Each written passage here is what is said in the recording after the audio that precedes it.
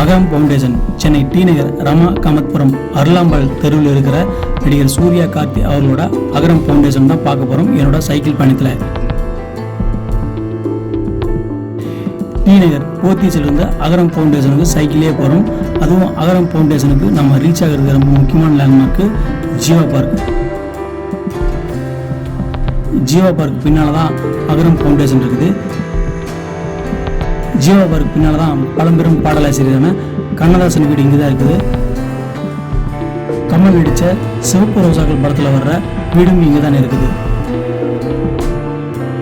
நடிகர் சூர்யா அவர்களால் அகரம் கல்வி அறக்கட்டளை 2006 செப்டம்பர் 25 அன்னைக்கு தொடங்கப்பட்டது. 2025 19 வருஷமாக வெற்றிகரமாக அகரம் ஃபவுண்டேஷன் இன்னைக்கு பெரிய ஆலமரமாக வளர்ந்து நிற்குது. இந்த மரத்துக்கு விதை போட்டது நடிகர் சிவகுமார் அவர்கள். 1979 சிவகுமார் கல்வி அறக்கட்டளை மூலமாக படிப்பிருந்தும் வசதி இல்லாத மாணவர்களுக்கு நடிகர் சிவகுமார் கல்வி உதவி செஞ்சுட்டு வந்தார். அதையே மகன் சூர்யா அடுத்த கட்டத்துக்கு எடுத்துட்டு வந்துட்டார்.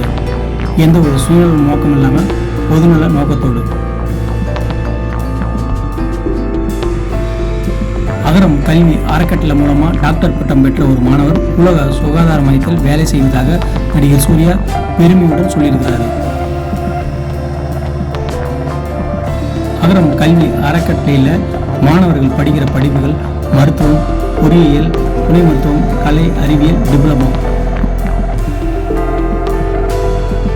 மாணவரை முழுமையாக வளர்த்து ஆதரிப்பதற்காக வழிகாட்டுதல், அவ்வப்போது பட்டறைகள், பயிற்சிகள், வேலைவாய்ப்பு உதவி ஆகியவற்றை அகரம் வழங்குது. அகரம் ஃபவுண்டேஷனில் விண்ணப்பிக்கிறது ஜனவரியில் விண்ணப்பிக்கலாமாம்.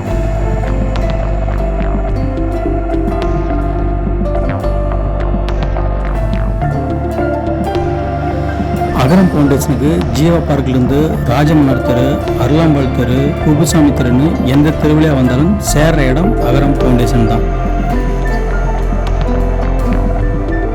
அகரம் ஃபவுண்டேஷன் புதிய அலுவலகத்தை 2025 பிப்ரவரி 16 ஞாயிறு அன்று நடிகர்கள் சூர்யா கார்த்தி அவர்களின் தாயார் லட்சுமி அவர்கள் அகரம் ஃபவுண்டேஷன் புது கட்டிடத்தை திறந்து வச்சாங்க. விழாவில் சூர்யா பேசியது என்னன்னா, அகரம் ஃபவுண்டேஷன் இப்போ ஆரம்பித்த மாதிரி இருக்குது, 20 வருஷம் வந்துட்டோம்.